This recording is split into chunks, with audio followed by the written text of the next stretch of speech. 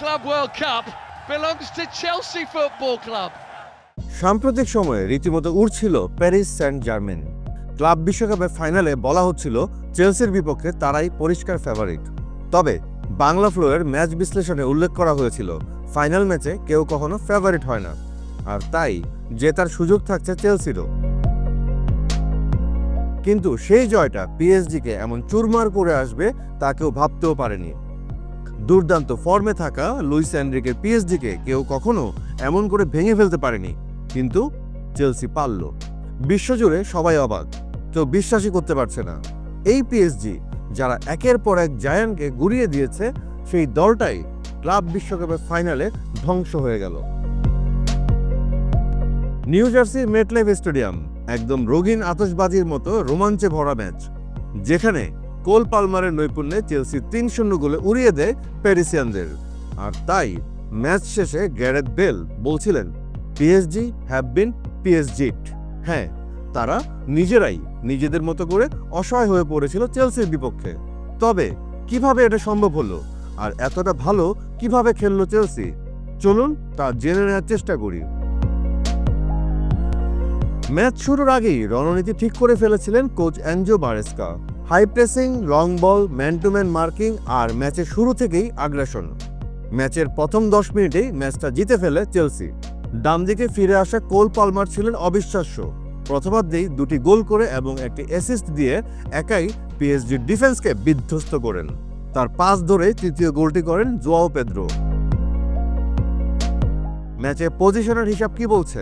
চেলসির পায়ে বলের দখল ছিল মাত্র 34%, কিন্তু তাতে কি?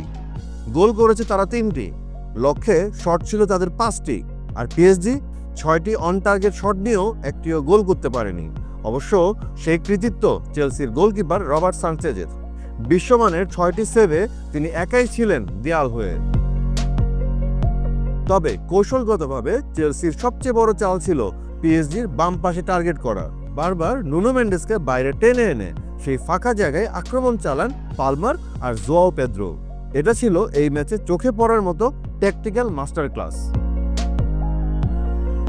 এটা শুধুই একটা ট্রফি নয়, এটা ওয়ার্ল্ড চ্যাম্পিয়ন ব্যাচ পড়ার অধিকার। আগামী 2029 সাল পর্যন্ত কেউ চেলসির সেই গর্ব কেড়ে নিতে পারবে না। এই শিরোপা মানে শুধু গৌরব নয়, 80 থেকে 90 মিলিয়ন পাউন্ড পুরস্কারও। এছাড়াও খেলোয়াড়দের মধ্যে গর্ব ছিল চোখে পড়ার মতো, যেন তারা চ্যাম্পিয়ন্স লিগ জিতেছে।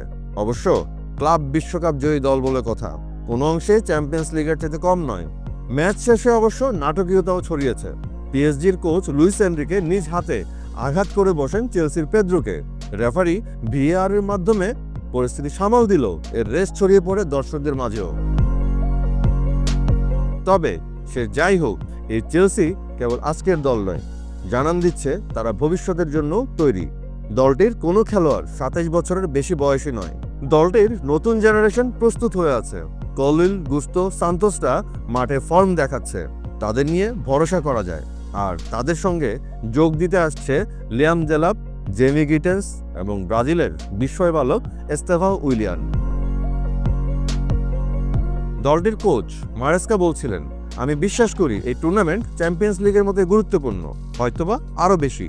তার কণ্ঠে গর্ব, তার চোখে ছিল ভবিষ্যতের চেলসির প্রতিচ্ছবি।